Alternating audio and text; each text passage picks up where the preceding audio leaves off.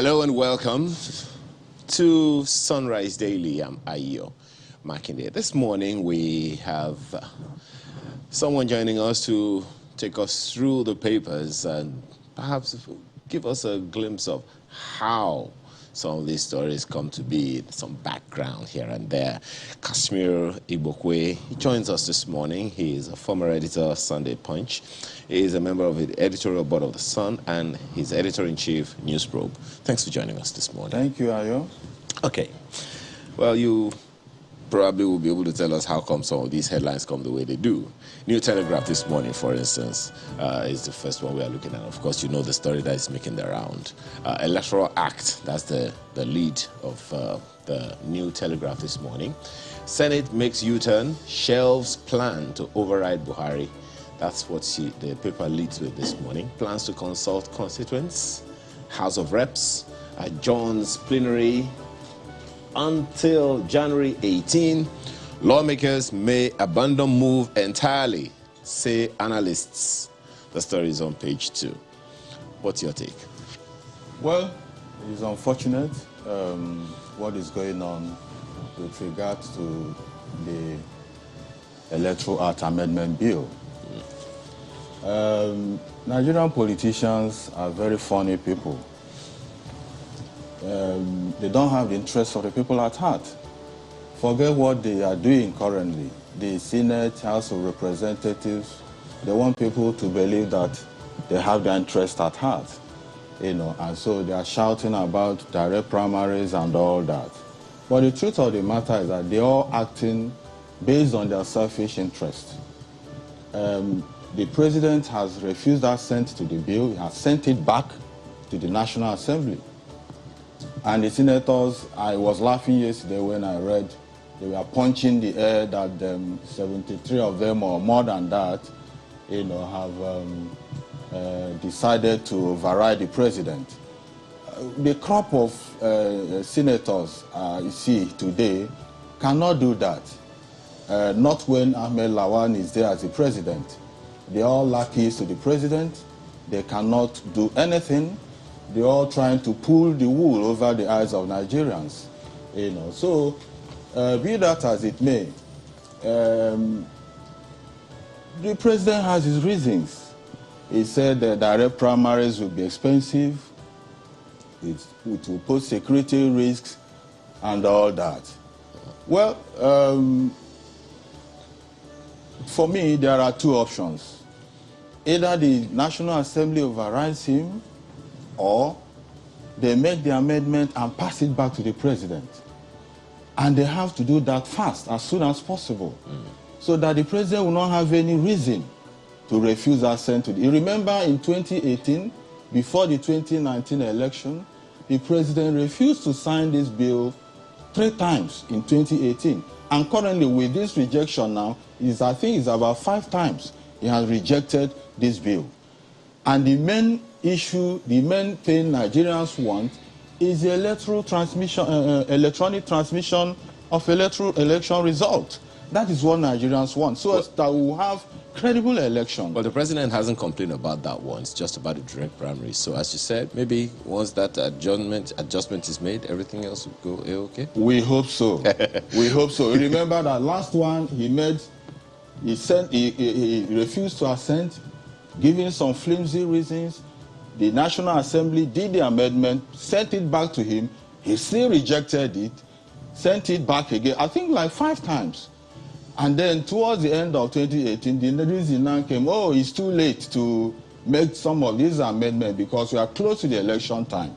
I hope this is not the game they are planning again. Okay.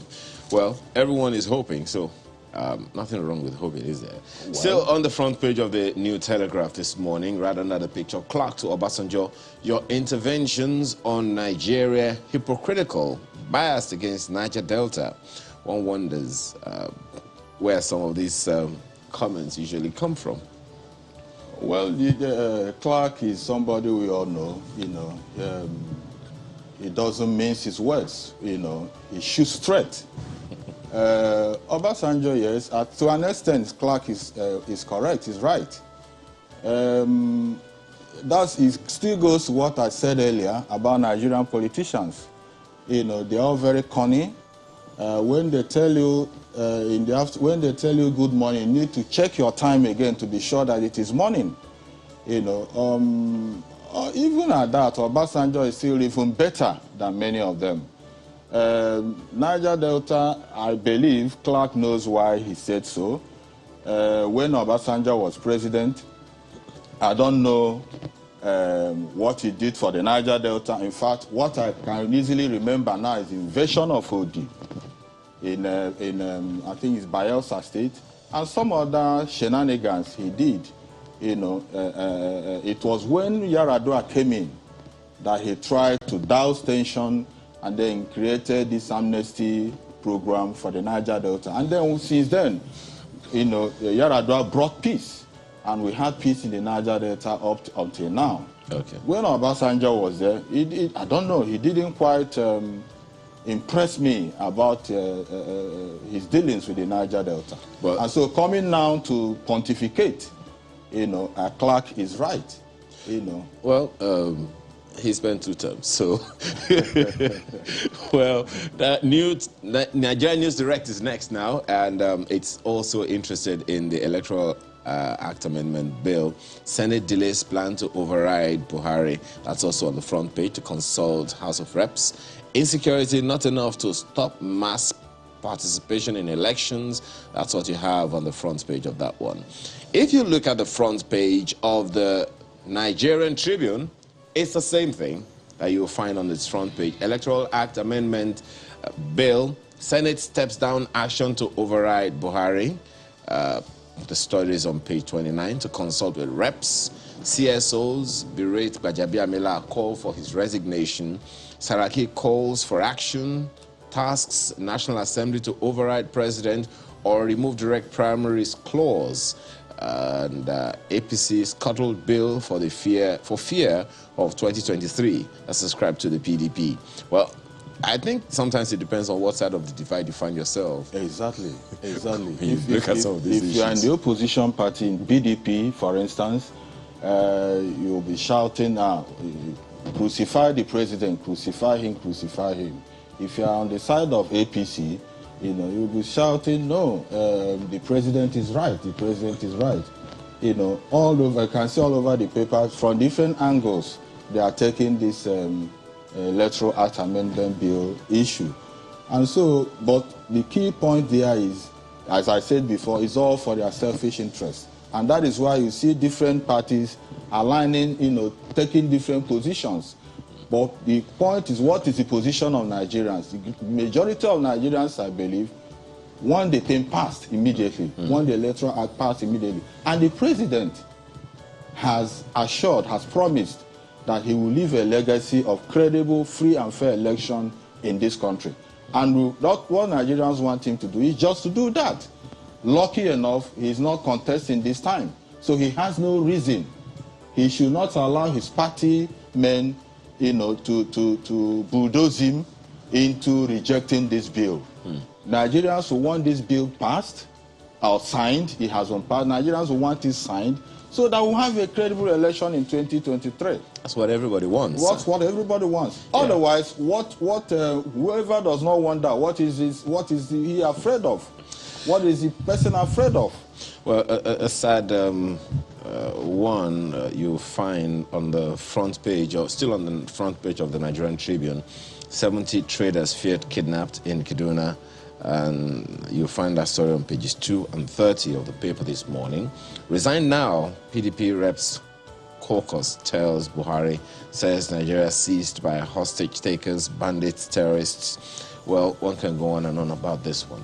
However, there's also this very interesting one on the front page of the Nigerian Tribune. Tension in Magodo Estate as landowners move to effect Supreme Court judgment. That story is on page 2. It was quite a raucous one yesterday. And if you look at the pictures on the front page, some people went into the estate, doing all kinds of things. Literally took a bulldozer to try to begin to pull down some houses. And what's interesting is that this case dates back more than 30 years, 34 to 38 years. One wonders, it's between the state government and a particular family, and one wonders How come this would drag on for so long? It's unfortunate, really. It's not the first time. We've had cases, similar cases, especially in Lagos, where land is highly prized.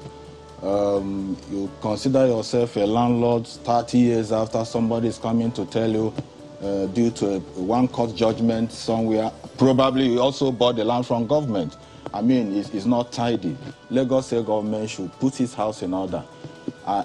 So many people suffer. I am a landlord in Lagos, for instance, and then I have another land I bought from Lagos State government in Lekki up to today, since 2011, during Fashola's time. Up to today, I don't even know where the land is. And nobody has given me any. I've been asking for CFO, and they keep, at a point, they said, but they place embargo. And then tomorrow now, somebody will come and tell me, oh, it's a land, community land and all that. I mean, it's not tidy. Lagos State government should, tidy up the land processes in Lagos, so that people will not just spend their hard-earned money. At the end of the day, you come to tell them cock and bull stories. It's heart-rending. Very, very. To say the least. Let's flip to the Vanguard newspaper this morning. I believe my colleague in Abuja will join us shortly. Electoral Act amendment. Senators have failed to override Buhari's veto.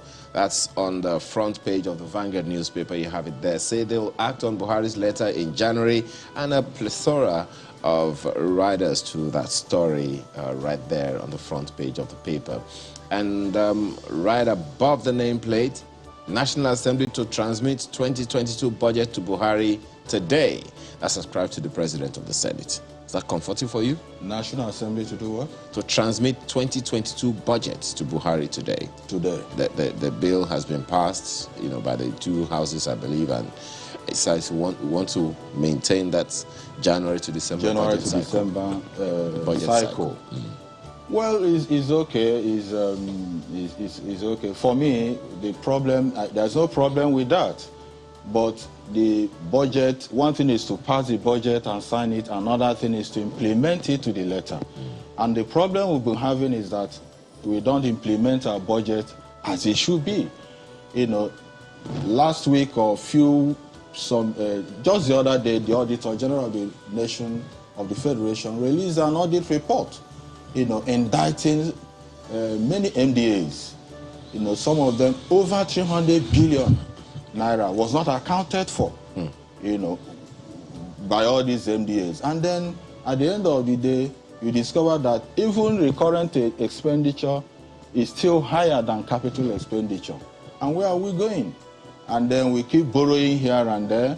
At the end of the day, certain billions of naira will be mapped out to service the debt. We are mortgaging the future of our children. It's not just to pass the bill. Yes, it will be passed. It's the normal thing to do. But at the end of the day, how will that impact on the lives of Nigerians? That is the question. Well, a number of other stories on the front page of the Vanguard newspaper. Police bulldozers withdraw from Magudu Estate as government intervenes. That's comforting. And on page 4, FG destroys 1 million doses of AstraZeneca vaccine donated for COVID-19. Well, that's been done, and there are issues about, okay, so how many others do we have now that may or may not expire within the shortest possible time? Nigerians are even apprehensive. Many people, don't want to take this vaccine. And now with this story of expired vaccine, I bet you that no matter what you do, so many people will not want to go near this vaccine. Forget about what they are saying. Yeah, but it should be comforting now. At least government is talking about it. It's not talking about it that will be the problem. Yeah. And don't also forget, of course, the root of it, the fact that it was almost off the shelf before it was donated to Nigeria. Yes. So the fact that government is at least talking to Nigerians about it and giving comfort that it is safe, the ones are in stock are safe, that should be something. Will Nigerians believe government? They don't believe government. For them, most Christians in particular will tell you they are covered by the blood of Jesus. And isn't it the same God that created the scientists? Exactly. And then you discover that so many people get fake vaccination card purporting to have been vaccinated. Even people up there, I don't want to mention them because I know that people high up there get fake vaccination cards. They don't want to take this vaccine because of some insinuations that the vaccine, I don't know, for whatever reason, people are just being apprehensive about taking this vaccine. So Nigerians should, if you have access to the vaccine, please do take the vaccine. Since government scientists have told us that there's nothing wrong with it to prevent this COVID, fine. And we have all relaxed. Nobody wears nose mask anymore. You go to churches, you go to event centers, you see people mingling and hugging each other without... Isn't it interesting that you are compelled to wear the mask before you get into the hall, but then in some places when you enter, you will be like, it's a little uncomfortable. Exactly. You now pull it off, and then you see people wearing it by the chain. It's not how it should be worn. The Vanguard newspaper has sports on its front page, on its back page. New coach, not Eguavon, will lead Eagles to Nations Cup. That's ascribed to Pinnick. Details you'll find on the inside pages. Is this any comfort to you? New coach, well, you know, Nigeria, we don't have confidence in our own local coaches. No matter what Eguavon does, Nigeria will not present him as a coach. They will want to get a white man. It's a little interesting. I mean, for you want of a better word, you know, that we'll put it that way, because on the one hand we're saying buy Nigerian. Exactly. And on the other hand we're saying, I don't know. Foreign goods are better. The Guardian newspaper is next, and it leads with COVID-19. Nigeria records highest single-day infection. That's what you have on its front page there. 4 deaths, 2,123 new cases as Yuletide festivities heighten. NAFDAC, NPHCDA destroy over 1 million expired vaccines. Delta State reports 395 cases of Omicron variant. Wow. Vaccine inequality, booster programs will prolong pandemic. WHO laments. Concerns as Nigerians may need a 4th dose of vaccine to ensure protection from Omicron. Experts insist country remains vulnerable to massive 4th and more waves. All of that is on the front page of the Guardian newspaper. So we're just talking about this. We are just talking about this COVID thing. I think what is saving Nigerians largely is our weather, the hot weather. You know, if you go out there and then you sweat and the sun beats you and all that, probably the COVID may not have much effect. Mostly people that suffer this thing are people in the temperate region and Nigerians who, you know, stay in cozy offices, AC, from AC car like you, from AC car to FC office, and then, I'm not saying COVID will get you, but I'm just from AC car to AC and all that. So, but Nigerians should, the thing is, the problem is getting, you know, is getting heightened. Nigerians should try and observe the safety protocols. That is the only way you can avoid this. Observe the safety protocols, wash your hands regularly, sanitize your hands probably, and then wear your nose mask when you're in public place. Perhaps it's also important to I'll give you the privilege of what do governors have and presidents have? Immunity, because you're my guest. I won't respond to. But perhaps what's important here is that, you know, many people even need to get informed and be interested in the effect of this virus in the human body. Yeah. I think some of those things will probably also help us, not just to the scare information about it, but the love information about it, because you may not be as vulnerable as other people, especially now that people have to travel from place to place. Exactly. Well, the Guardian newspaper has a number of other stories on its front page. Right under the nameplate, of course, that picture is of the destruction of COVID-19 vaccine at Goza dump site in Abuja.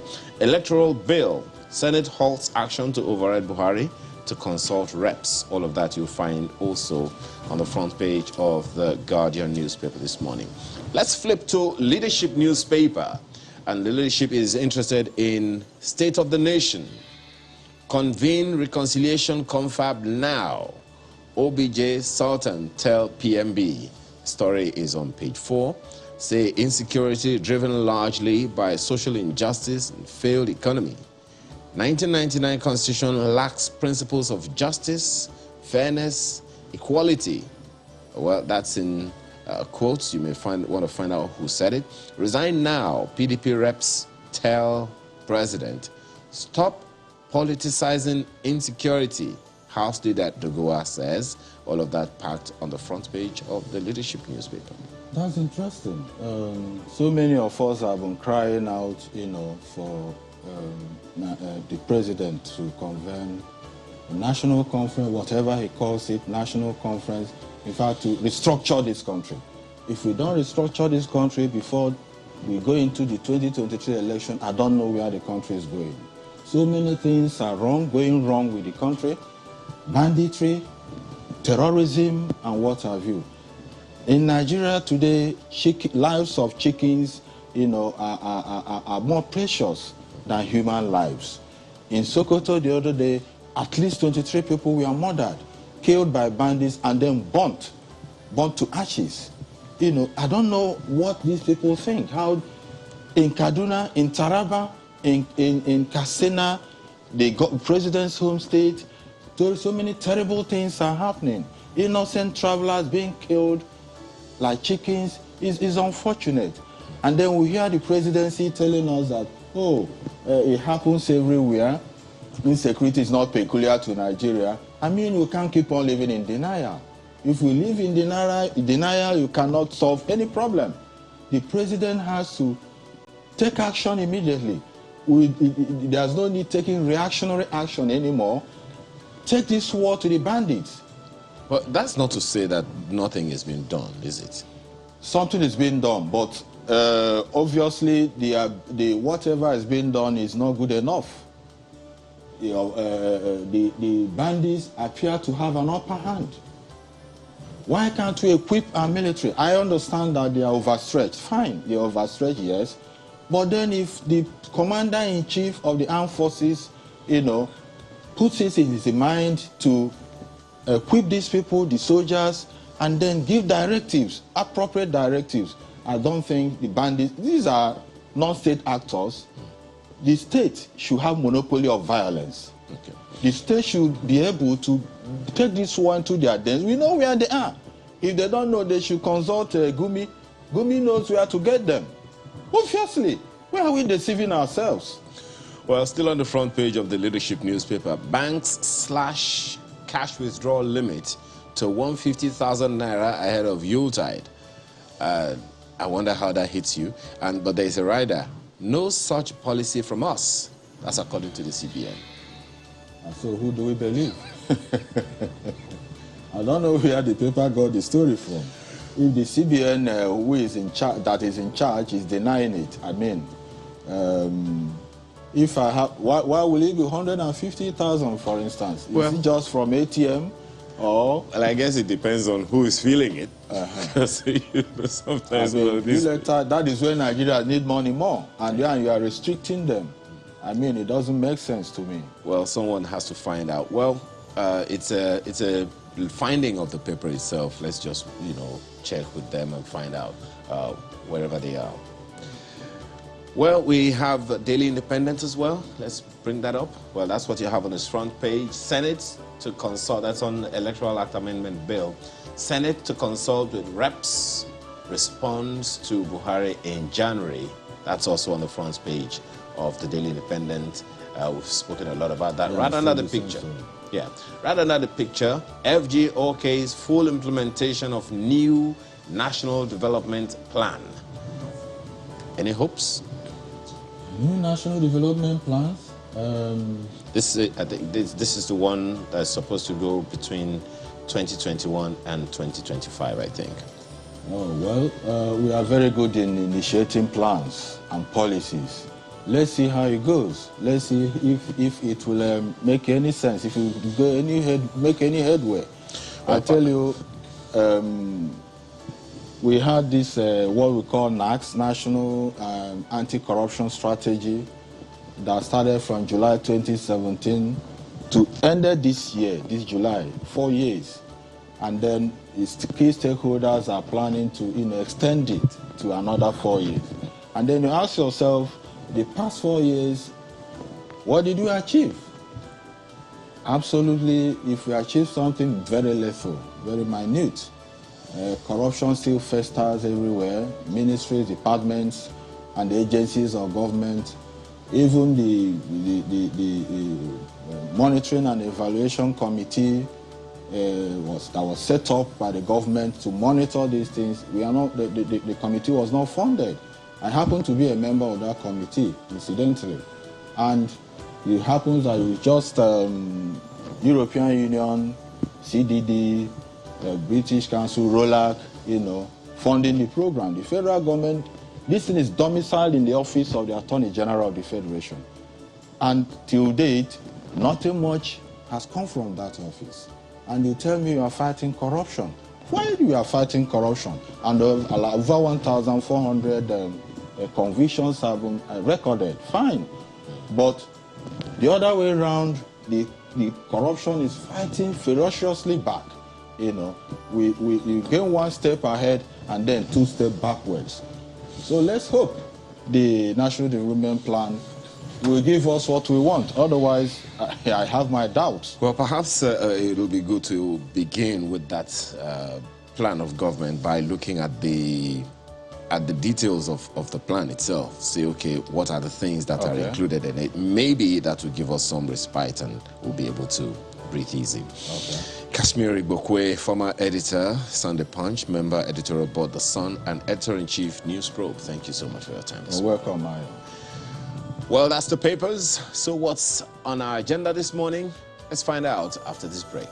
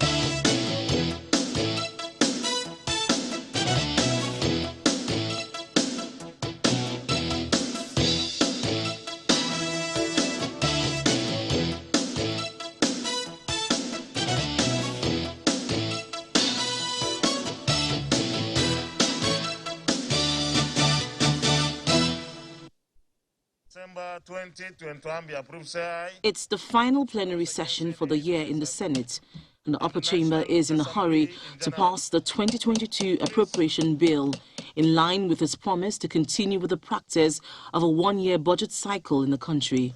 2091. It retains the majority of the estimates presented by President Buhari in the budget, but increases the benchmark price of crude from $57 to $62 per barrel. The increase in oil benchmark from $57 per barrel to $62 per barrel to reflect the current market value in the international markets. Debt service, 3.9 trillion. The upper chamber increases the budget deficit by 98 billion naira to include requests made by the executive for some projects not provided for in the budget and could not be covered by the increase in revenue. The committee recommends that the additional revenues discovered should be provided to the following agencies that forwarded their requests for more funding for very critical projects: Works and Housing, Independent National Electoral Commission, INEC, for the 2023 general elections, Defense, and the National Population Commission, NPC, for the 2022 population census. For the 2022 Appropriation Bill, we are expecting that the bill will be cleaned up between today and tomorrow, and we hope that by tomorrow, the bill will be sent to Mr. President for his assent. The Senate also approves President Buhari's request for the development of 276.7 billion naira to fund expenditures in the 2021 budget. The development request is for the payment of contractors, public service wage adjustment for MDAs, funds for the Ministry of Education, Nigeria Air Force, Defense and FEMA. The Senate then adjourns to the 18th of January 2022. Linda Akibi, Channels Television News.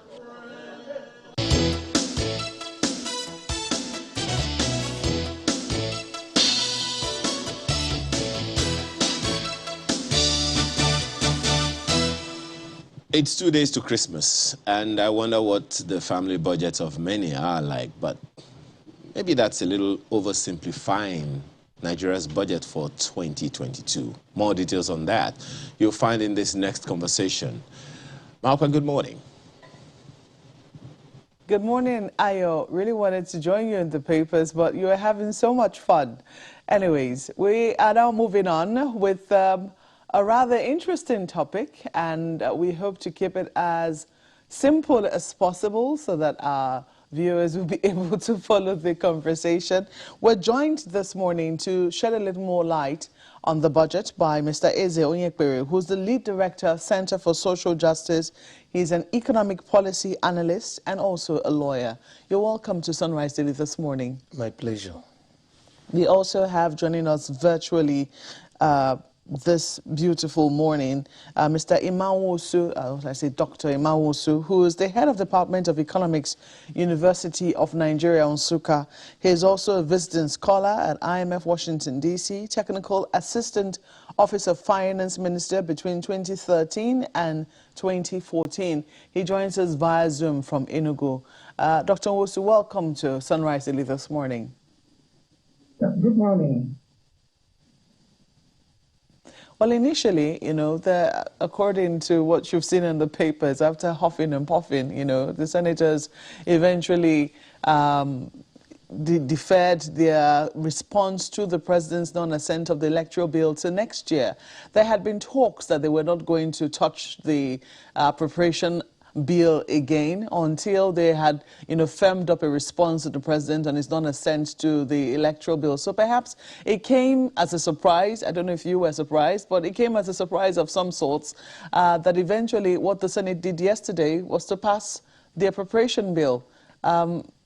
I don't know. I just said it came as a surprise. At least it came as a surprise to me. Did it come as a surprise to you? No, it did not come as a surprise to me because we have to separate matters of state.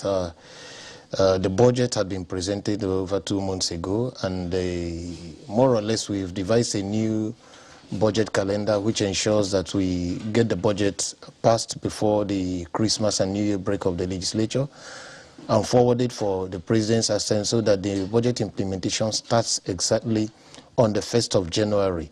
And so they've been on to achieve that timeline. So what happened in the last 2-3 days with the president's refusal to give assent to the Electoral Bill, to make it the Electoral Act, should not come in between passage of the budget. It will be like some grown-ups who are sulking and say, okay, because you didn't put some more than 2 pieces of meat inside my soup, therefore I will refuse to do A, B, C, or D. They can always come back to override the president's veto if need be. So I expected that they should go ahead and pass the budget and then find a way, constitutional way of dealing with the president's refusal. If they feel angry enough, they override the veto. If they think that it is something that they can go and take a second look at, as well, they can do that. So you think that they've shown maturity in terms of how they've handled it? They've shown maturity compared to the president's attitude to all this, who did not show, with utmost respect to him, did not show sufficient maturity because this document had been with him for so long. He didn't need to wait until the last day. I mean, traveling to Turkey, of what moment is that to Nigeria or to us? I mean, the whole of Africa has become so trivialized, and we have degenerated so much that one country, Turkey, holds Turkey Africa, has all African leaders together in Turkey. India does the same, China does the same, and you go and read an address and think you're achieving something, instead of sitting down in your country and putting democracy on a firmer hold. So as far as I'm concerned, that was a wasted trip. He did not need to wait until the last moment. Also, if you look at the trajectory of Mr. President in terms of granting assent to the Electoral Bill from the 2018-2019 era, you recall that prior to the 2019 elections, there were about 3 or 4 amendments of the Electoral Bill. Each time they amended the bill and sent to him, he brought up one excuse. They would go back, do exactly what he said, bring it back, he finds another excuse. He kept dribbling until the last minute, say, oh, it's too close to the elections, maybe we are going to have a situation where it will unduly alter the calculations and things INEC is doing, therefore he refused. So clearly, he is not a pro-electoral act reform candidate. He's stuck to the old way of doing things. Even when he has no more stake as a person, he still thinks the old way of doing things should continue. So I wouldn't be surprised, even if they come back, decide not to override his veto, go and do exactly what he has said. I'll bet ₦1 million that Mr. President, I know, will not likely sign. He has all kinds of hawks around him who will always find faults to retain the status quo. I mean, what are we talking about? Democracy? Okay, well, what we're talking about now is 2022 let's get back budget. to the budget. Let's get back to the budget. Let's get back to the budget. We saw the assumptions. We saw now that, I mean, well, we've seen that that they have finally passed the budget, and it's gone up from the initial 16.391 billion naira, which the president presented.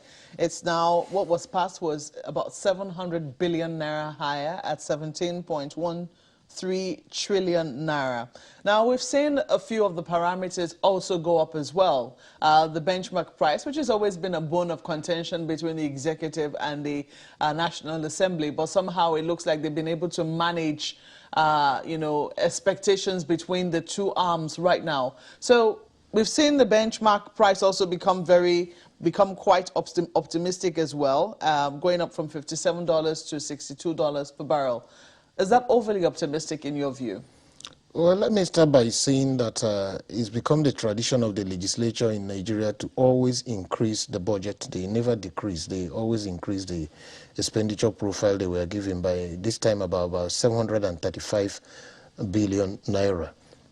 And then partly to make some money to fund it, that's why they must have increased the benchmark from 57 to 62, which is an additional $5 per barrel times about 1.88 million barrels a day. If you look at the current price of crude oil, which is doing about, I think, about $75.4 per barrel, nobody's sure that it's going to continue to be that high. At some point it went up to 80 or 81. So it could have been better to be a little bit reserved, not to be overtly optimistic in increasing it to 62, because nothing says that it cannot crash below that $62 per barrel.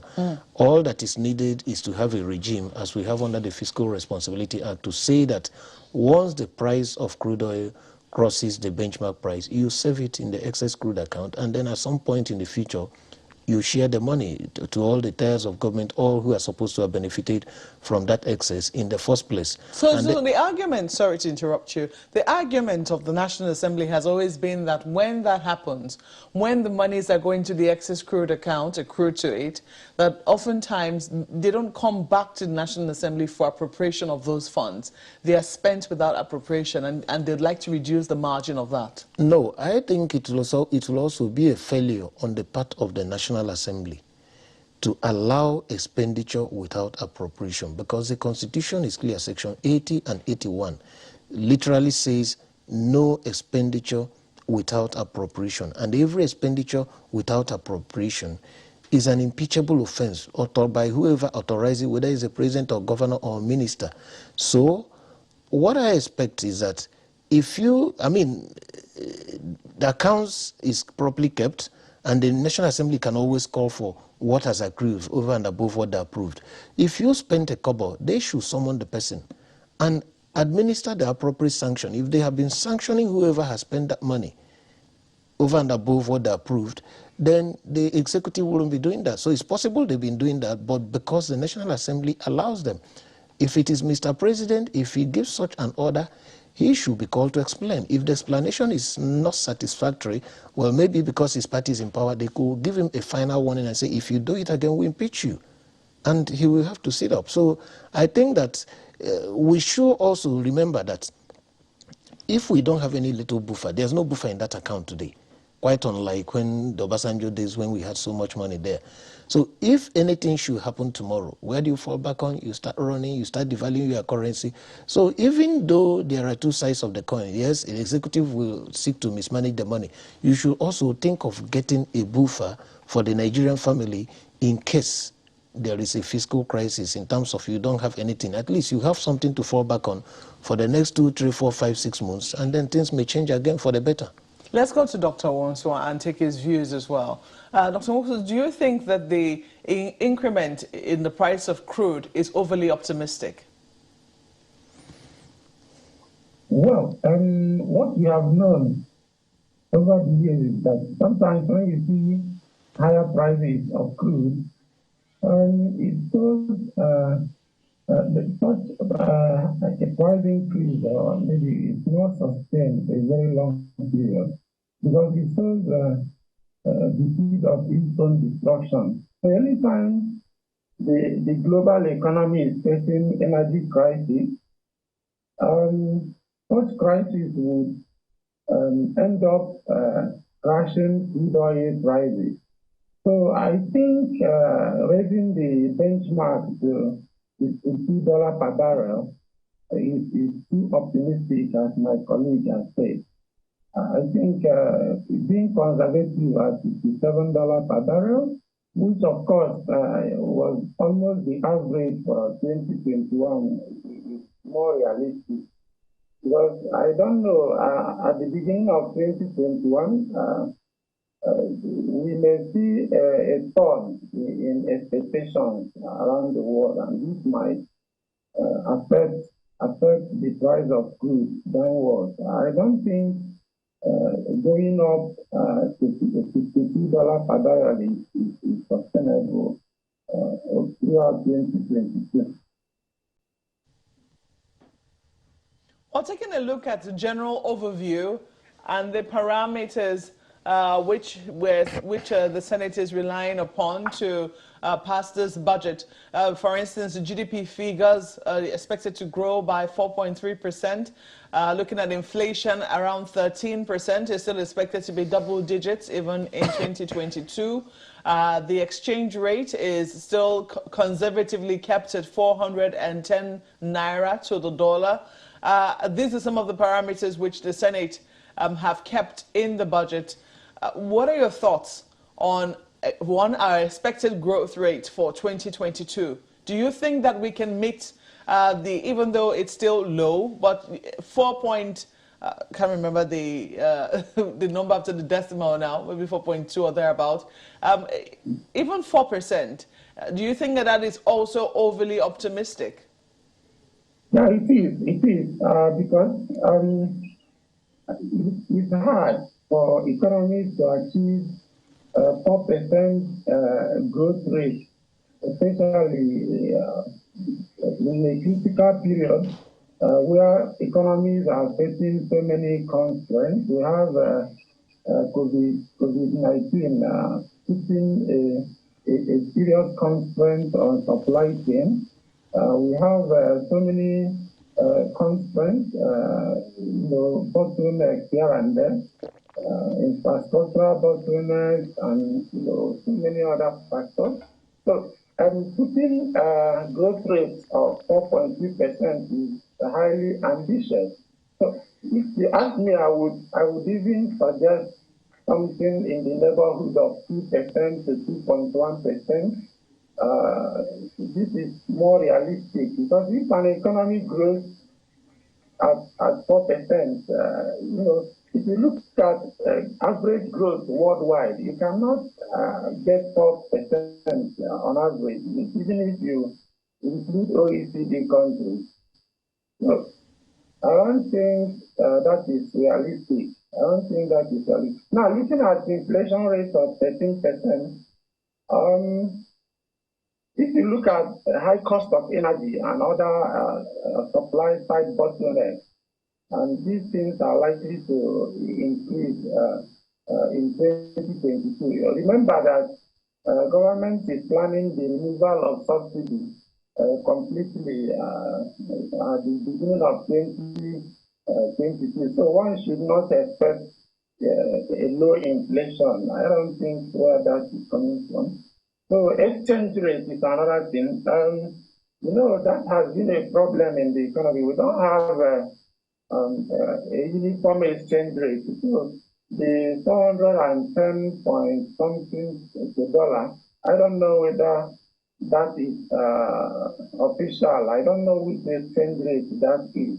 So we have multiple exchange rates in Nigeria. So that assumption again is hard to understand by analysts.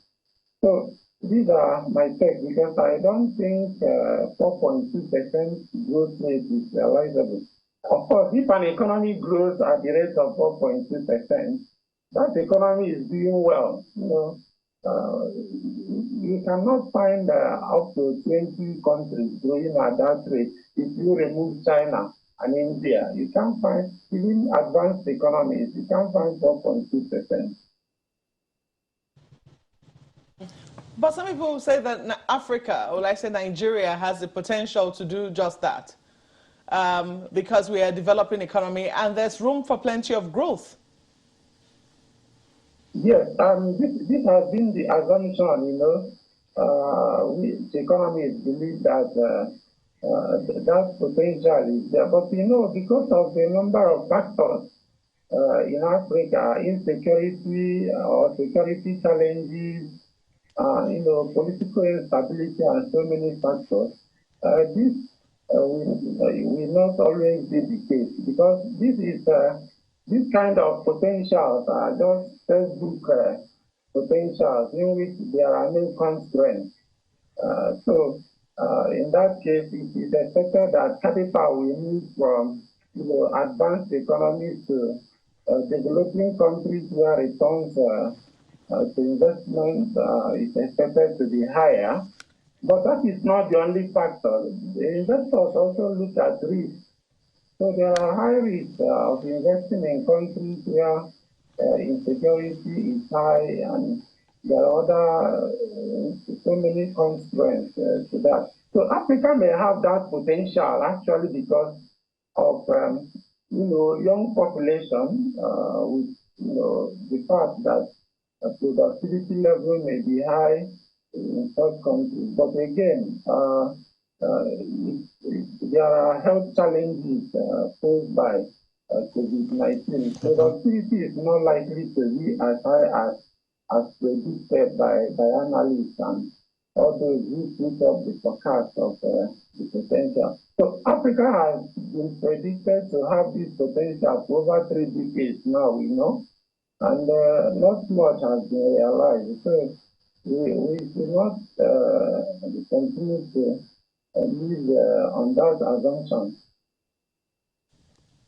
Well, Mr. Ekpere, you do know that there was a time when we were growing at about 6%. And I know that time, the worry of economists was that it was growth without jobs. Unemployment was high. It's even higher right now. But then it was based on the high price of crude.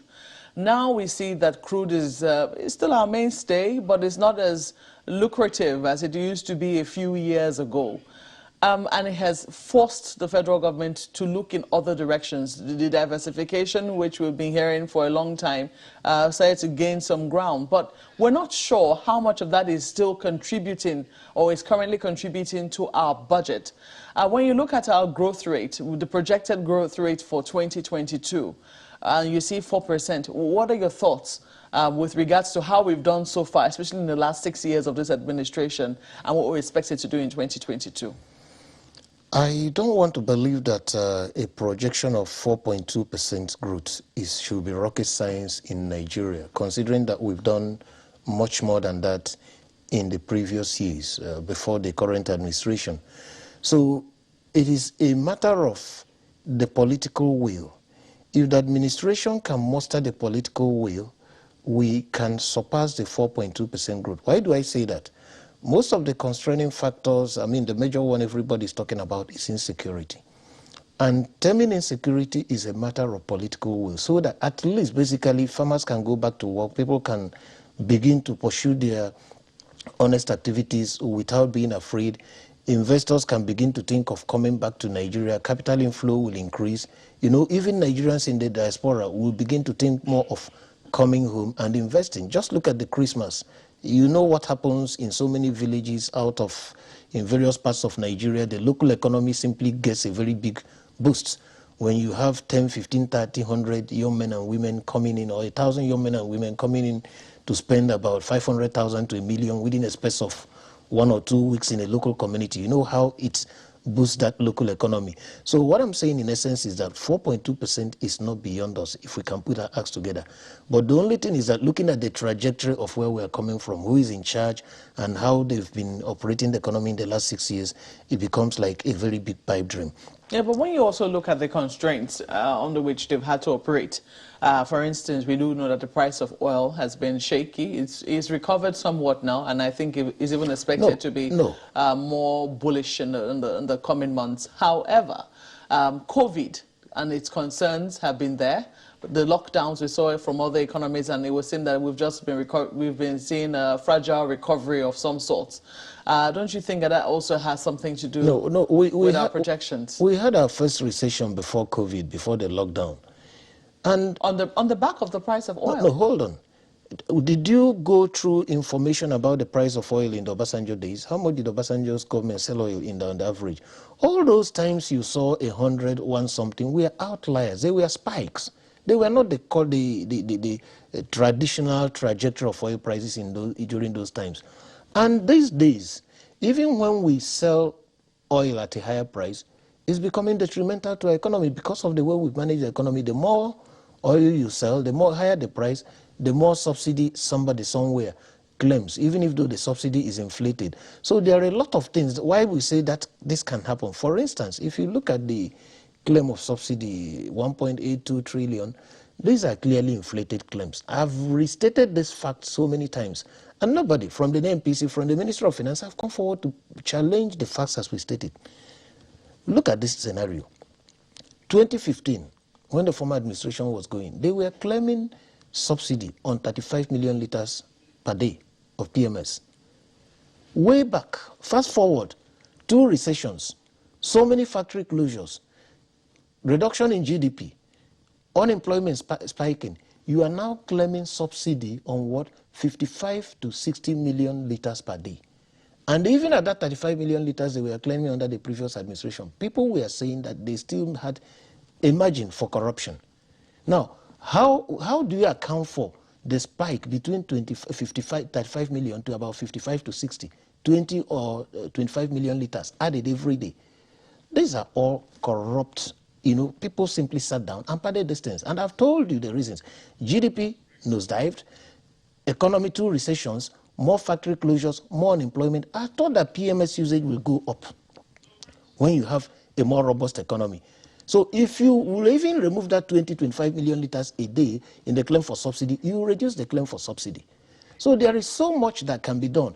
Even the inflation they stated at 13, it may be more than that. If you spike up the price of PMS and increase the electricity tariffs, it will still go back to 18, 19, 20, or even more than 20, 25. And some of us are also saying that even the planned removal of fuel subsidy, which is going to pitch a very angry populace, people who are already down, they fear no fall, they're already angry, out and poor, with almost a cash-strapped government. So on both sides there's frustration. Okay, you can even achieve that within a regime without necessarily increasing the price of crude oil, increasing the price of PMS. How do you achieve that? Simple. Remove the subsidy from consumption and redirect the subsidy to production. Allow Dangote refineries to come on board because it is clear that the government cannot run any refinery despite all the billions of dollars they spent, or it doesn't turn around any refinery, rather it enriches the pocket of a few people on the corridors of power. Allow Dangote refinery to come on board. Simply look at what he needs to give us enough liters of petroleum to consume and give him the crude oil at maybe half the international market price so that he can produce enough for domestic consumption. And if you do that, we are not losing a lot. Oil is a Western asset that very soon, 10, 15 years from now, nobody will even be talking to you about it because the internal combustion engine is being phased out. So even if you do that subsidy at that end and lose a little, and it will not even be part of your OPEC production quota, which you have to send out on a daily basis, you can still achieve having people buy fuel at 160, 170, cut down subsidy, drastically by over 50%, government wins, reduce subsidy, the people are happy, there will be no confrontation. But if they want to do that, that's their business. We have brought these ideas to the table, but if anybody wants to listen, good. If they don't want to listen, they'll be fired next year. Okay, we sincerely hope that we can put out the fire before it starts. But let's take a break at this point, and we'll come back shortly to continue our discussion. Please stay with us.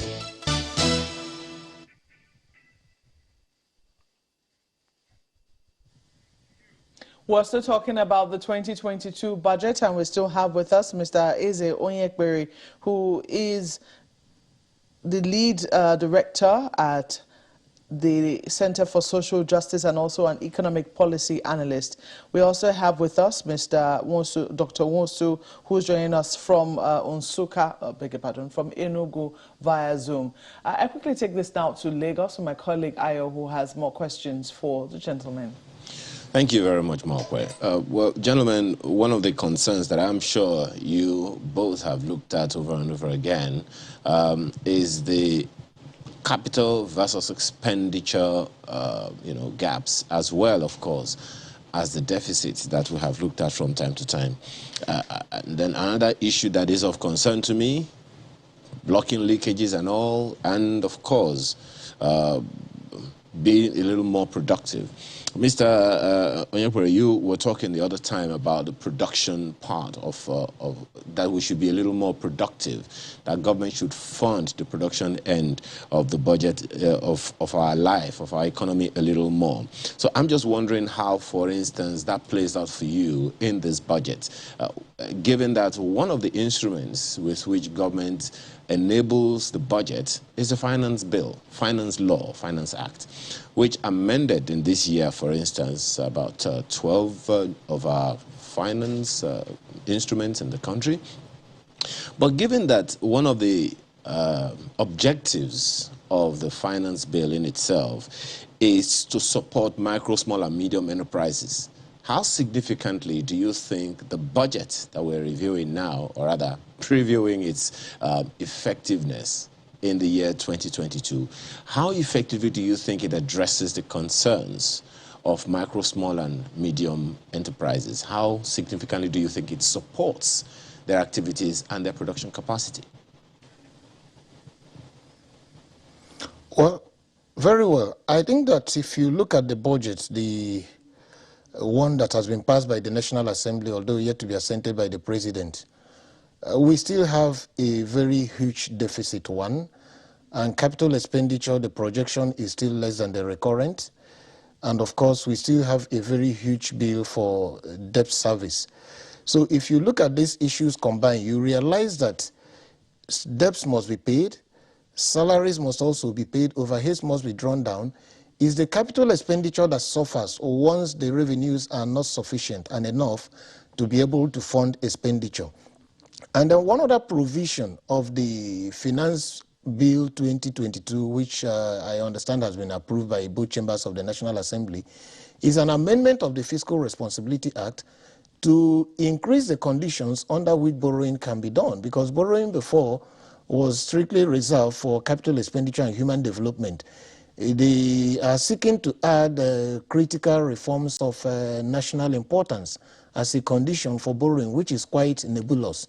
So if you look at these things all in all, we do not have a guarantee from the budget that we are going to see increase in service like power supply. There is no guarantee from the budget that the numerous taxes and levies that are charged on medium and small scale enterprises will be streamlined. And of course, there is also no guarantee that insecurity will be reduced for all producers around the country. And of course, with the proposal for the increase in the price of PMS, which is going to affect everybody, I see a little more bleak 2022, not just for small and medium scale enterprises alone, but for the generality of the populace and the economy. So if government plays according to the cards it has laid on the table, things are going to get a little slightly worse than it is today. So that's an unfortunate scenario, but that is exactly what is going to play out if the budget is implemented as it is today and all the other policy specifications they made are also implemented. Dr. Nwosu, what's your take? My concern, Dr. Nwosu, on this is that if we are not able to produce as much as we should, then it continues to put a big question mark on the capacity of the Naira to improve its buying power, both in the hands of Nigerians and as a currency on its own in the global market. Yeah, that is true. But there are other concerns, just as Mr. Bere pointed out. You know, looking at diversification of the economy and the growth of micro, small, and medium enterprises, budget cannot address this as we see, because there are so many problems that affect their capacity utilization. And of course, we do know that there is high cost of doing business in Nigeria. You pointed out multiple taxation. There is also supply bottleneck. You know, if you are moving produce from one state to another, you are going to encounter so many people on the road who will stop lorries and begin to harass them and collect one form of levy or the other. Then there is also the rising cost of energy, which of course these medium enterprises will not be able to sustain. Some of them may even go out of business, just as it predicted in bleak 2022. And there is a high cost of borrowing. Sometimes they are not able to access the borrowing, due to the fact that they are small businesses. They cannot provide reasonable collateral to banks and all that. So productivity aspect depends on how medium enterprises are supported so that they can support domestic production, because if domestic production is not increased, there will continue to be pressure on exchange rate. So he also mentioned the issue of refinery, Dangote refinery, and of course, I don't know, Nigeria has given up the idea of petroleum refining. That will help to reduce the cost of energy, because anytime you import fuel, you are incurring huge foreign components of the cost of shipment. Why? Export duty, in custom duty, value added in the country where the fuel is manufactured or petroleum products are refined. You pay for cost of labor, and then you pay for custom duties, cost of demurrage, marketers markup, and so many things. So if you look at all these foreign components of energy cost, you will see that it is of course optimal to produce them at home than going out there. So you see, supporting small businesses is not just producing budget figures. So government needs to look into their problems. You know, the last time Nigeria conducted enterprise survey was in 2014. Since 2014, we don't know much about the performance of Nigerian enterprises. You know, that's a long period, over 7 years. That was the last time we saw enterprise survey in Nigeria. So these are things that will help to inform budget and policy. We cannot continue to make assumptions. So without adequate domestic production, we'll continue to have exchange rate challenges, and this will also even result in more imported inflation that will fuel up the higher price levels we are facing.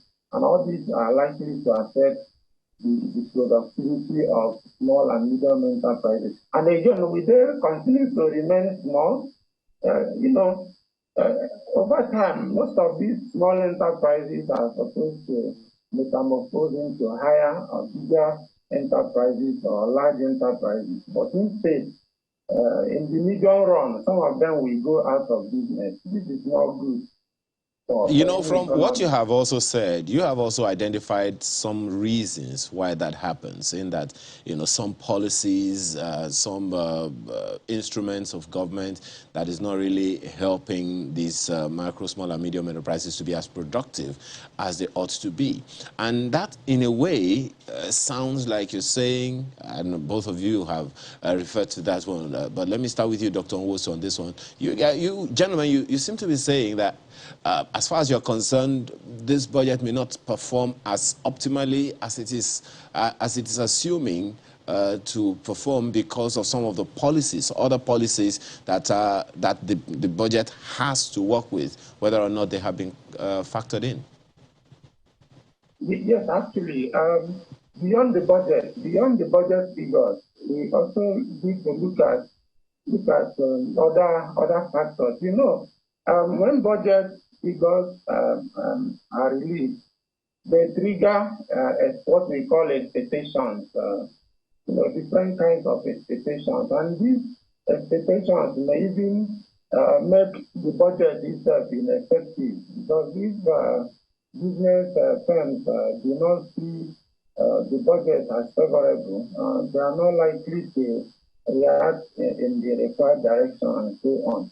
So government should look into those problems small and medium enterprises are facing and address them the much they can. Some of them can be addressed by fiscal policy, and then others monetary policy, and so on. So these are the things. Other things that can you know, remove supply bottlenecks, you know, and so on. These are issues, policies that should come with the budget. The figures have always been there.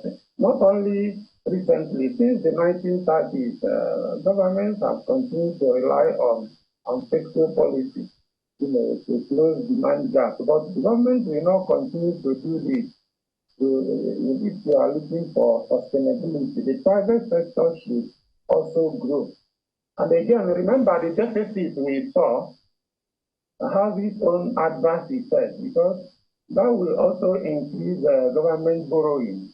And we know huge borrowing by the public sector has this crowding out effect of funds that may be available. All right, Dr. Nwosu, let me ask Mr. Onyekwere the same question, because you have also raised some of those issues, Mr. Onyekwere, concerning some other policy instruments that need to support the budget. Do you think they have been effectively factored in? There's a good enough handshake to ensure that the budget of 2022 performs as optimally and the private sector is strongly encouraged?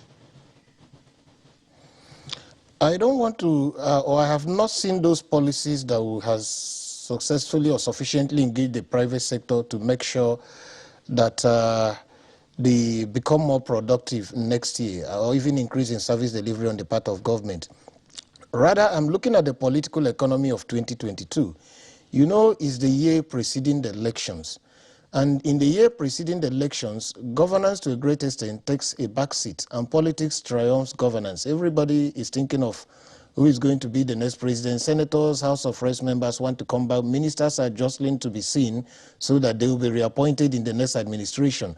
So I'm not sounding to put up a dark cloud, but the way things are going, so not so much is the pattern for 2022 is not so exciting.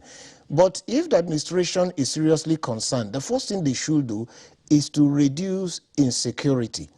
If we reduce insecurity, that will be a beginning, because even small-scale farmers who cannot go to farms or to harvest what they've already planted will be able to start going about their legitimate aspirations. And then in talking about the private sector, there are those binding constraints that have reduced our productivity or that has not allowed us to produce at an optimum level. What have we so far done with access to electricity? Anything good coming out except increase in tariffs or year on year, year in, year out? And all the complaints that the private sector has raised, even relating to the ports that have been mentioned, even related to the roads, the cost of doing business in Nigeria, Have we improved or deteriorated over the years? Looking at 2022 from where we are today, you can see that it's not to paint a bleak picture, but there will be critical challenges. But it also provides an opportunity for us to make the right decisions in terms of being a year preceding the elections, for us to be able to examine the candidates that are coming out, what they have to say, the antecedents, the economic plan, so that we can elect a new government that may have some better policy options to put on the table for Nigerians. So it's not just all doom, but there's also an opportunity in 2022 to leave the past, which is a little bit dark, and move on to a brighter side by making sure we have a properly articulated policy position. Now, if you look at the new overarching policy that the government has just brought out, you ask yourself, how can you bring out such a policy a year before you vacate office? If a new government comes to power in 2022, definitely the way we know Nigeria, that policy will be jettisoned. Even in the days when there was a transition between the same party, you saw Nigerians leave needs to 7-point agenda, from 7-point agenda to transformation agenda, still within the same party. So even once another person comes in today, the way we know Nigerians, that policy proposal will be jettisoned. So it will be better for us to use next year to plan for what is coming in the subsequent 4 years, get very good policy positions, let the public sector and the private sector buy into it, so that come 2023, whoever is going to take over will simply begin to shoot and to implement same. But with regards to fighting corruption, because, you know, oftentimes the budget is supposed to help, you know, implement the policies of government. That's essentially what it's supposed to help do. So with regards to fighting corruption, apart from the funds appropriated for the security agencies and the anti-corruption agencies, there's also the approval for the NFIU and the EFCC to be able to keep 10% of the proceeds of the fight against, of whatever it is they recover from, you know, in their fight against corruption. Is that a positive development in your opinion? I think it's a little bit positive. But there is a challenge, because every day we hear from the radio, television, and newspapers huge sums of money that have been purportedly recovered by these agencies, particularly the EFCC. But as a student of the budget, go to the budget implementation reports. Most times you see hyphen. So what has been reported officially to have come to Treasury as part of the process of recovery is less than 20% of what is reported in the media. And the media is not that the journalists are talking. Reported quoted speeches of the leadership of these agencies. So, well, to encourage them, great, but there are real agencies that should be encouraged, real in the sense that they have duties that more or less relate to what? Making sure that revenue, like the Fiscal Responsibility Commission, under the Fiscal Responsibility Act, should be is charged with making sure that operating surplus of government-owned agencies are paid into Treasury. And that's a huge amount of money that could possibly run into trillions of naira if that agency is strengthened, properly funded, and encouraged. These are the kind of agencies we think should get something from whatever they recover, help the government recover. So yes, EFC, CICP, CNFIU, good, but there are other agencies who have a statutory mandate that could also enrich the Treasury. For instance, most of these GOEs in the past have been keeping a good chunk of their money. But of course, of late, under the 2021 Finance Act, they've been told, whatever you spend, make sure you don't spend more than 50%, return it to Treasury. And some of us are saying that it's not just returning that to Treasury. Keep all of them on the Treasury single account, all right? All their income and expenditure will come in there. So instead of them remitting money to Treasury, the Minister of Finance and Accountant General and the Fiscal Responsibility Commission will sit down and make a deduction. Deduct what is due to government. Government owns them. Whatever government feels they should get, once the money is TSA, you see all their income, you deduct.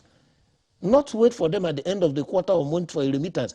If anybody is unhappy with the deduction you've made, they will come for reconciliation. Well, I do remember, I think I recall recently when the ICPC clocked 5, beg your pardon, did I say clocked 5? It's more than 5. You were celebrating something at 5. I think I'm mixing them up with Pebek. But they were holding a second national international workshop or conference on corruption, something to that effect.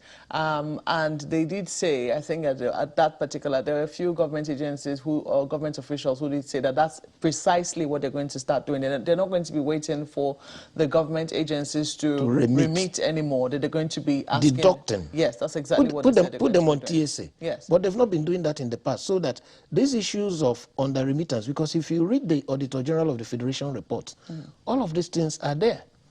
And you know what these agencies are doing? Like the reports of 2017, we took it up, and all those agencies that they say return money, we did a freedom of information and a mandamus application against them. Give us information. First of all, that you have to return this money to Treasury is a public duty. Now, we are giving you notice, perform this public duty, since we are not able to satisfy the Auditor General with explanations.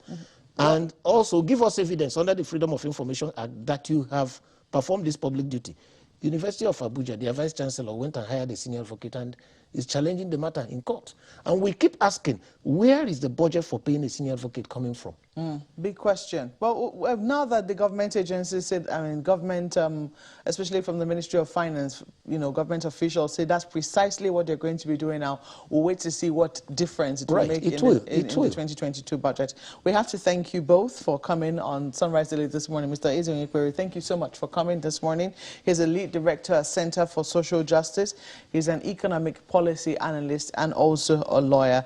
We also had joining us via Zoom Dr. Imanwu, who is the head of Department of Economics, University of Nigeria, Nsukka, a visiting scholar at the IMF, Washington, D.C., a technical assistant, Office of Finance Minister between 2013 and 2014.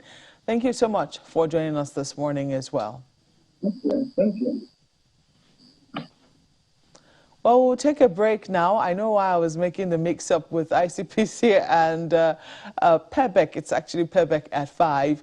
And yes, there was also that second national summit of ICPC. But we will be speaking with someone from PEBEC, someone very important from PEBEC, and there will be a lot to talk about. Just in case you're wondering what that's about, PEBEC is the Presidential Enabling Business Environment Council. And of course, you'll be seeing just who we'll be speaking to in just a moment. Please stay with us.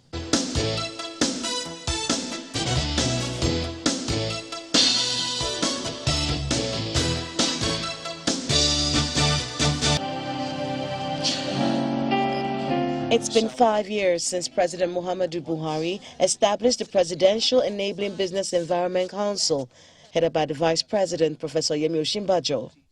An intergovernmental and interministerial council tasked with removing bureaucratic constraints to doing business in Nigeria. Investors are unlikely to invest their scarce resources where the cost of production is high and where it's not competitive enough.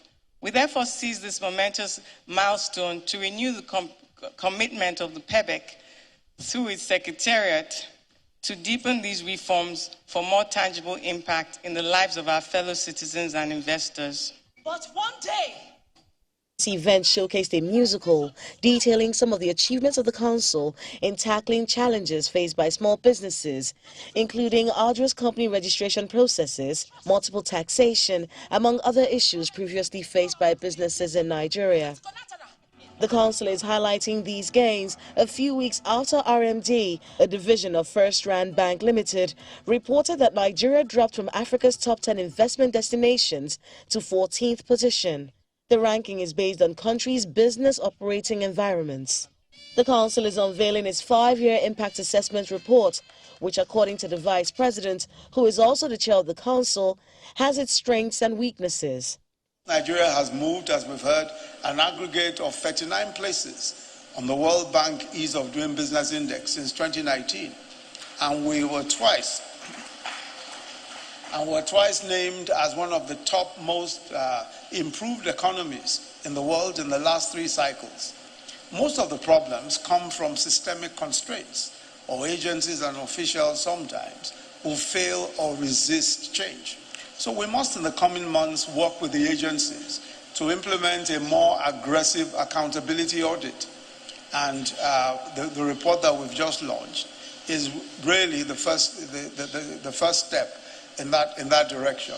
The Presidential Enabling Business Environment Council has its work cut out for it, tackling bureaucratic bottlenecks and widespread corruption at all levels. However, the team seems poised to take on this challenge head-on and ensure Nigeria becomes a progressively easier place to start and grow a business.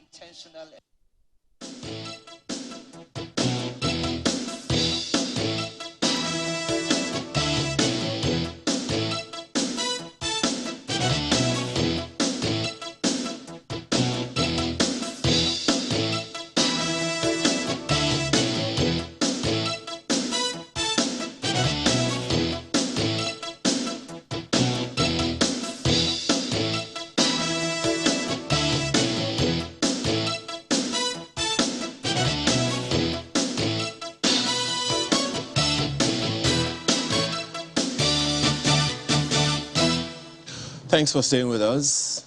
Doing business in Nigeria has been a concern for a very, very long time. And so when you look at the World Bank's Ease of Doing Business Index from time to time, you just wonder, where are we? And government has taken that on with the setting up of the Presidential Enabling Business Environment Council, PEBEC, in 2016. 5 years on, how far so far?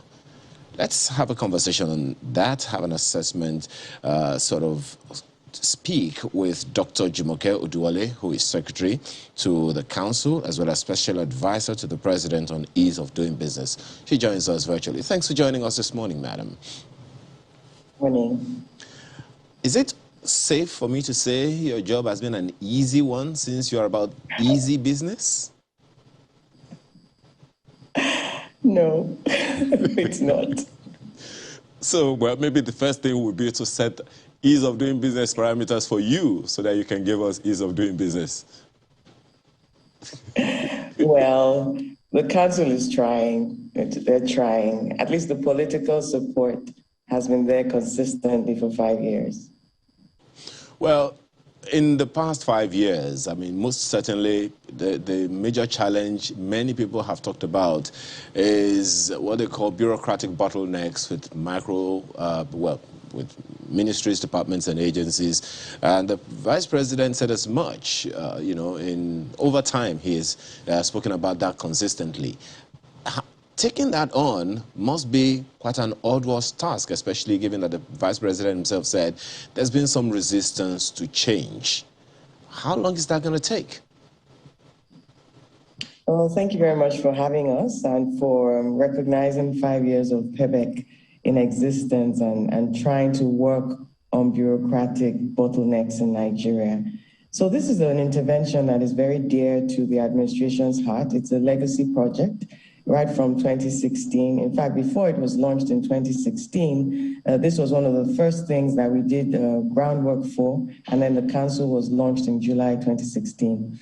Now, we all know that when it comes to transformation initiatives and change, even with the private sector, it's an ongoing process that takes time. And one thing about human beings across the board is that it's quite difficult to change, especially behavioral change. So what we did was to put a process in place, a systemic intervention, rather than just tackling things arbitrarily. For the first time, you have an intervention that was actually placed into the Economic Recovery and Growth Plan. It had started in 2016 and then was inserted into the ERGP, its own intervention. I think that was the first time that Nigeria has put an ease of doing business intervention into one of our national plans. Now, working with about 13 honorable ministers, working with the secretary to the government, the head of service, the central bank governor, all the players that should be in the room, finance, transportation, all sort of the line ministries that deal with MSMEs in Nigeria, looking at a systemic way of working through their bureaucratic bottlenecks. I think that has been one of the most significant delimiting features of this particular intervention. The collaboration has been extensive, then extending to the National Assembly, the judiciary, state governments, local governments. So it's been all hands on deck with the private sector and, of course, some support from the broader society at large. Well, it's also instructive to note that the activities of PEBEC, especially concerning ease of doing business, has had to use some instruments, such as the National Action Plan. The fifth one has been launched, we understand. So can you bring us up to speed on that? What is that supposed to achieve in the first place? And how far so far with it? So rather than just speak to ministries, departments, and agencies, or indeed colleagues at the subnational level, rather than just speaking to the problem, we collectively brainstorm. It's like a funnel process. We take feedback from private sector and we look at global best practices, and we engage in a kind of negotiation with ministries, departments, and agencies. We prioritize where the shoe is pinching the most for MSMEs, and we work on, for instance, really granular.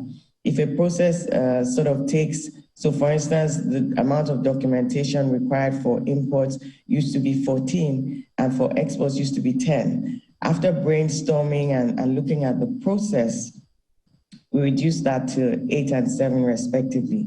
So it's that kind of hand-holding. Then the national action plans are 60-day accelerators that we've used to set concise targets. So for 60 days, we've already agreed the particular reforms that are going to be implemented, at least what the targets are. Of course, stretching ministries, departments, and agencies and getting them to commit to trying to implement, and with the political will and all that.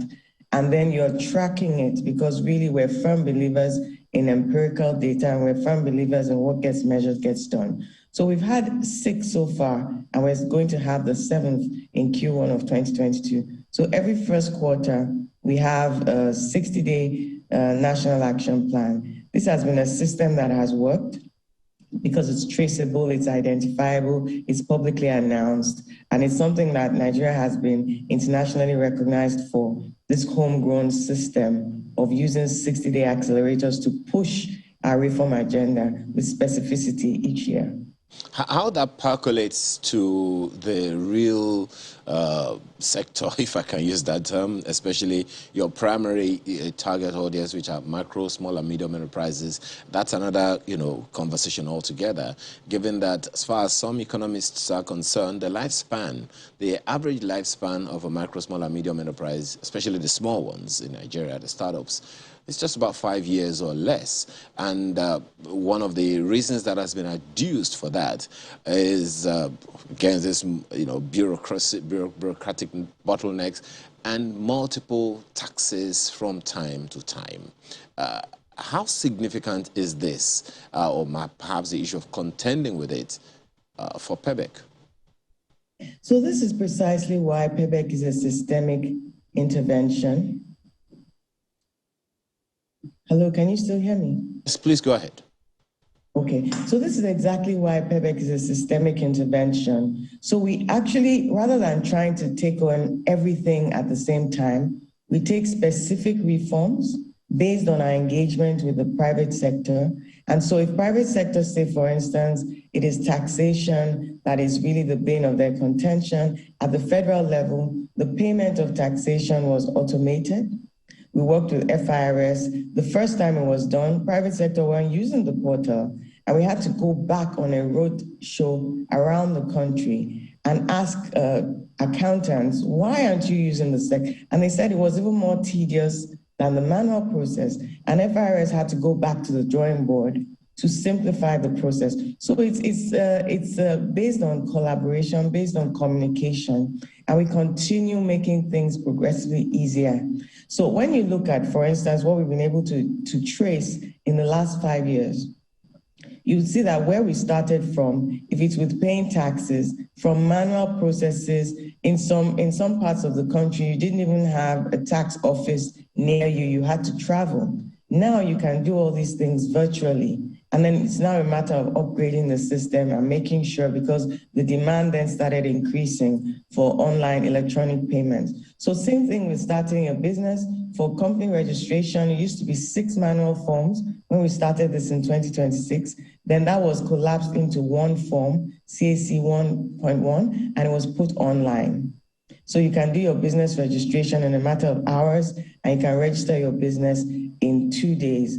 Of course, then you have, because of the volume, you had some portal issues. So not to paint an overly rosy picture, but it's something that's continuous and it's in progress. And every time there's another challenge, what I will say to private sector is they very quickly forget where we're coming from, and rightly so. They should demand even more and more, and we keep stretching the MDAs, stretching the targets, and that's why it's one of continuous reform to make it continuously, progressively easier to do business in Nigeria. Well, when you mention 2026, some will be wondering, is that 5 years to come or 5 years ago? I assume you mean 2016, but that's understandable. But you know... that's what we are. We don't rest on our hours. We're always pushing forward. It's one of continuous improvement. Well, nice way to put that. You know, one of the things that continues to give a number of people concern, okay, maybe I should put it this way, ma'am. This PEBEC, for instance, is a federal intervention, just as you have said. And then you talked about collaboration with subnationals, the states and all of that. One wonders how that really percolates to the small business people who have to get their jobs done, get on the roads and all of those things. So in terms of getting the message from the federal government through the state governments to the locals, the people who do these small businesses, what's the route and how challenging can that be? How do people navigate to get access to some of the benefits of getting business done through the activities of PEBEC? That's an important question. Thank you for asking that. So after about a year, we realized pretty quickly by 2017 that every business is domiciled in a state or FCT. So it's just one economy. Businesses don't really, especially MSMEs, they don't really, sometimes between whether it's a federal obligation or a state one or a local government, it just kind of, it's all mixed up to them. It's just government and it's just bureaucracy and pain. So for instance, when you talk about multiple taxation, you would know that under the Constitution, there are federal taxes, there are state taxes and levies, there are local government levies, charges. And so when you have different arms of government or different levels of government coming at an MSME for different things, and it's not just MSMEs, larger corporates, if you take sectors like telecoms, for instance, they're taxed at all levels. So we decided to collaborate with state governments and replicate the PEBEC model across every state. So that collaboration was institutionalized through the National Economic Council, also chaired by the Vice President. And unanimously, all the state governments are working on this. So every state government has a state reform champion. Every state government has a state ease of doing business council, chaired by either the governor, the deputy governor, sometimes the head of service, sometimes the chief economic advisor. Depends on the state, but usually a very high level. And a team like the federal structure that works across board, because business climate is very cross-cutting and you need a lot of collaboration with colleagues. We've also worked very closely with the National Assembly. You'll know, of course, the CAMA was a very huge one. After a 30-year hiatus, it was repealed and reenacted. We worked closely with the Ministry of Finance on the finance bill to put in ease of doing business inputs into that on a yearly basis. We've worked on with the central bank for the collateral registry, making sure that movable property can now be collateral. We most recently started working with AMAC because we had a whole lot of complaints about the FCT, doing business in the FCT. So we started working with AMAC because their constitutional rights for all these levels and arms of government, it has to be by collaboration. It has to be by partnership, which is why the council has a broad representation, including private sector. That's just the only way, because everybody realizes it's one economy. So we've been working quite well together, but it is a lot of work and we'll continue to do that. Starting a business is one thing. Sustaining the business, that's another kettle of fish altogether. And you've spoken to the taxation element of the whole thing, where businesses have to talk about revenue from time to time and things like that. But once the business starts, at what point do we say, okay, does PEBEC, for instance, say, okay, well, our job is done with this business, we can move to other things? Actually, never, down to insolvency. So if you take, for instance, the World Bank model, although the report has been stopped now, The World Bank model looked at the entire life cycle of a business, from starting a business to insolvency, because businesses do fail, and how can they then fail with dignity, and creditors are not cannibalizing that. So for instance, up to the extent of insolvency, we put a lot of revolutionary provisions into the CAMA 2020 on insolvency practice in Nigeria, which was really well received by the legal community and GRIP and insolvency practitioners. So throughout the life cycle of a business, and we also work on different sector-specific catalysts to really help when we're trying to push things like digitization. We're trying to push a lot of the sectors that affect our young entrepreneurs. We focused on agribusiness, light manufacturing, transport and logistics. We look at the pain points there, agro-business, agro-exports.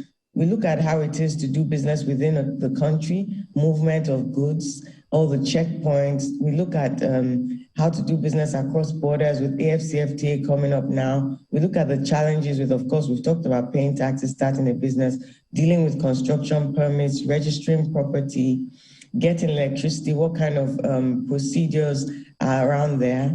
I mean, things like even minority protection, just formalizing businesses because we want to see them be able to grow. We don't want them to stay at the micro stage. We don't even want them to stay at the small stage. We want them to be able to grow and dominate Africa by scaling. How that will be done would be a question, madam, because take the comment. It will be one reform at a time. But yeah, so but we engage. Yeah, my apologies. I just wanted to put this question in. You know, a good number of these people, micro, small, and medium enterprises, say they are constrained about the fact that people seem to prefer imported goods, or rather, the imported goods seem to be cheaper than the ones that are made in Nigeria, and that's a little troubling. But especially coming against the background of the comments ascribed to the president of the AFDB, Professor Akinwumi Adesina, who says it costs $35,000 to export 100 tons of produce from Nigeria, compared to just $4,000 in Ghana. And that speaks volumes about maybe processes or even infrastructure that facilitates some of those things. Is this something of concern to you, and what's been done about it? Very much so, very much so, very much so. So these are things, there are a number of issues. There's, of course, infrastructure issues that the government has been working on, but you have process issues, and you have people issues also. So we can't run away from the corruption issues. We can't run away from the inefficiencies. We can't run away from extortions and people taking advantage of each other, even private sector on private sector, government on private sector. We have liabilities on both ends, bribe givers, bribe takers.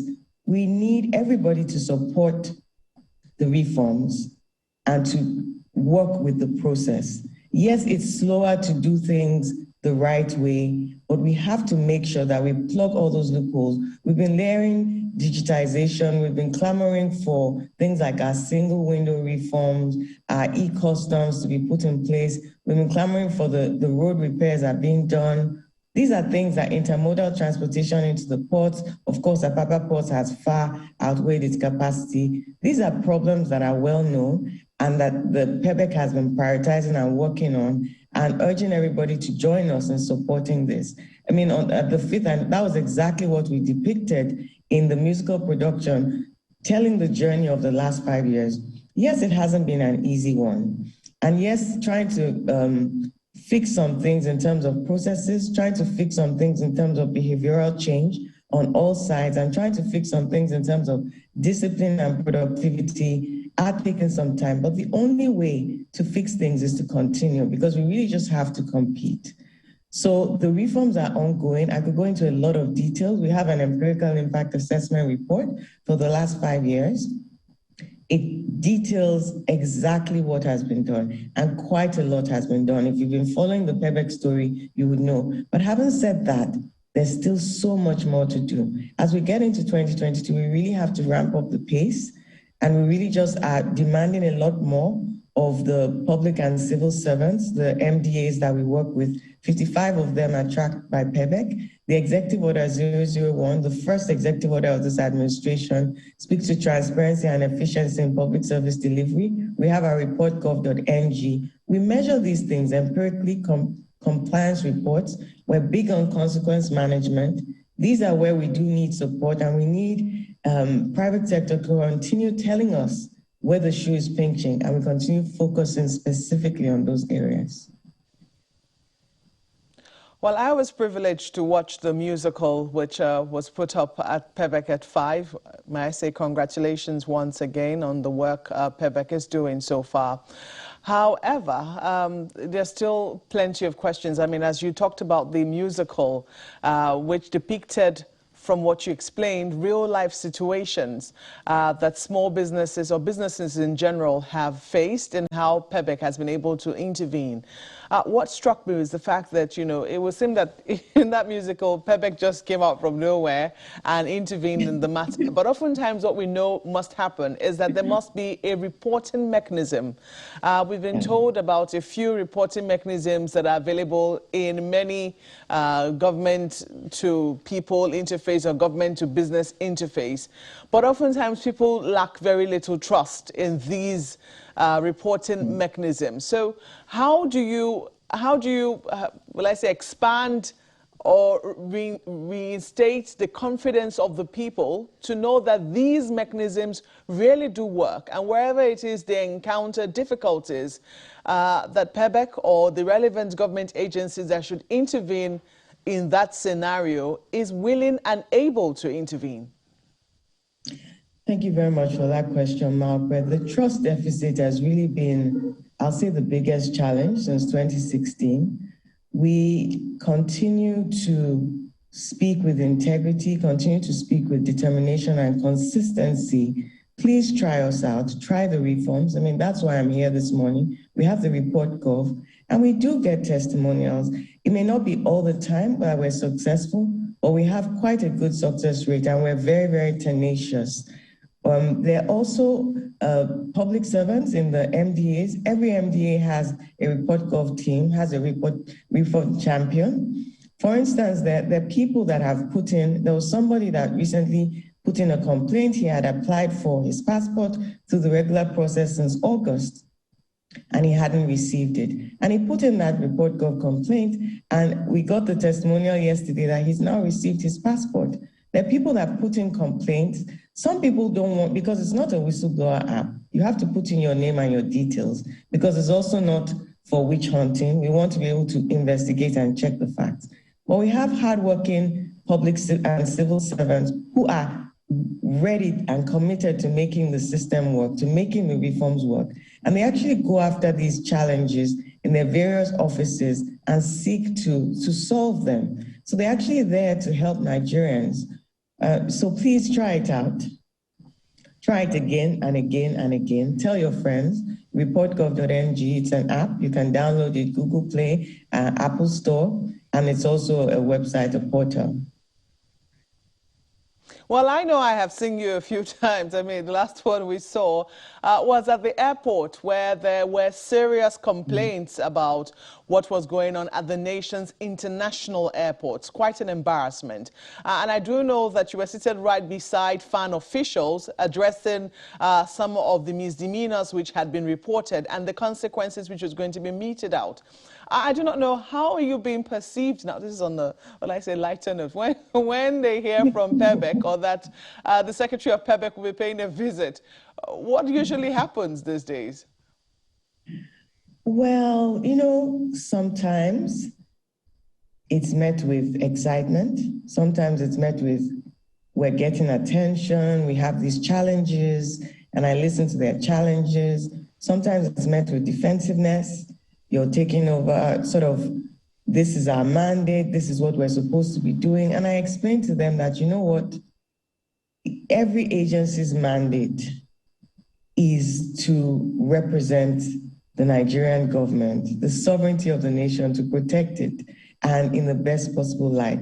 So it's one of collaboration, because of course, PEBEC reforms speak to collaboration. So sometimes we're looking for single interface. We're asking agencies to sheath their swords and put down turf wars and territoriality and to work together. Maybe by executive order, maybe by regulation, sometimes by legislation. You have the National Assembly also asking FAN and other agencies to come and speak to some of these embarrassing issues. I also was invited. I was there with the National Assembly, speaking with the Honorable Speaker, invited me because we've had different conversations about, when these things go viral, the dirty water splashes on everyone. It's not even a federal government matter. It's not a government, all arms of government matter. It's a Nigerian matter.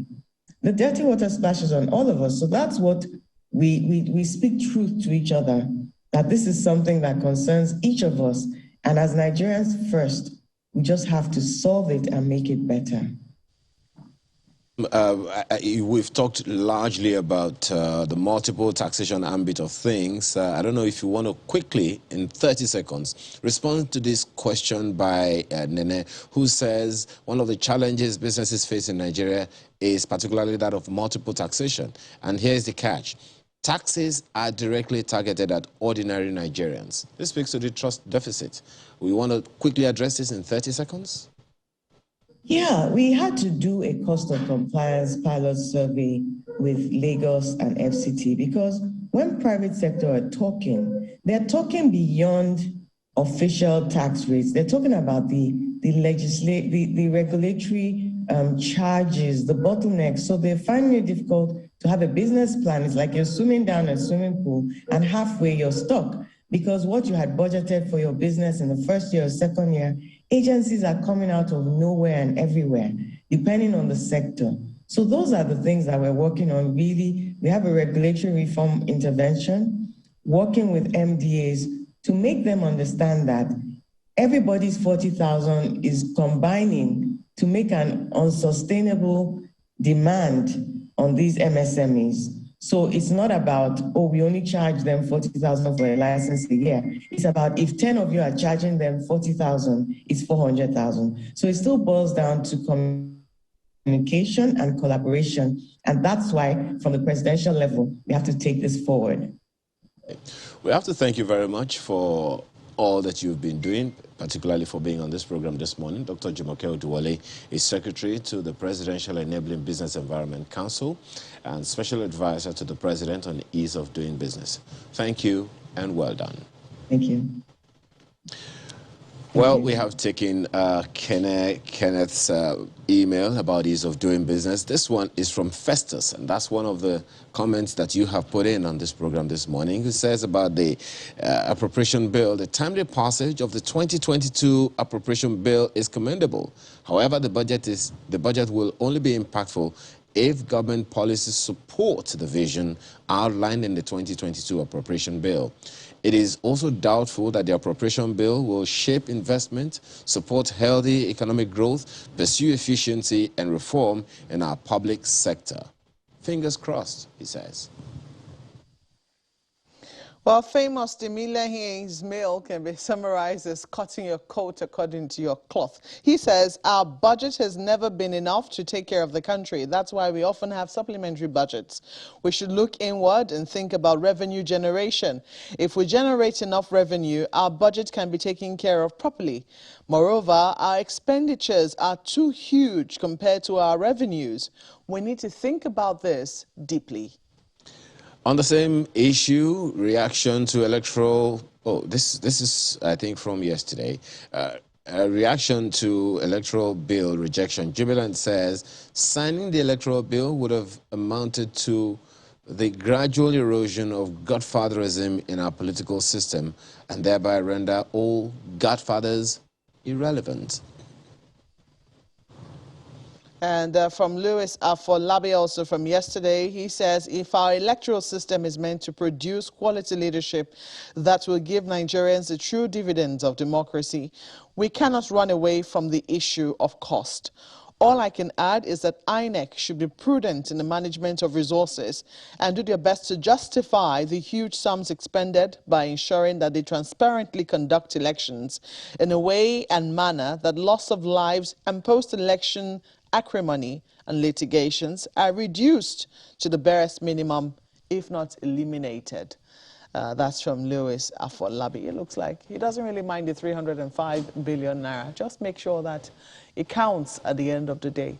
Well, on this note, I don't know why I feel like today's Friday. Ayo, do you have anything to do with that? But it does feel like a Friday. Maybe it's because of the holiday. Happy preparations, we must say. Thank you so much for watching and for sending in your feedback. I'm Maokbe Ogun Yusuf. Well, you have accused me. We'll have to take that to court. In the meantime, have a wonderful day. I'm Ayo Makinde.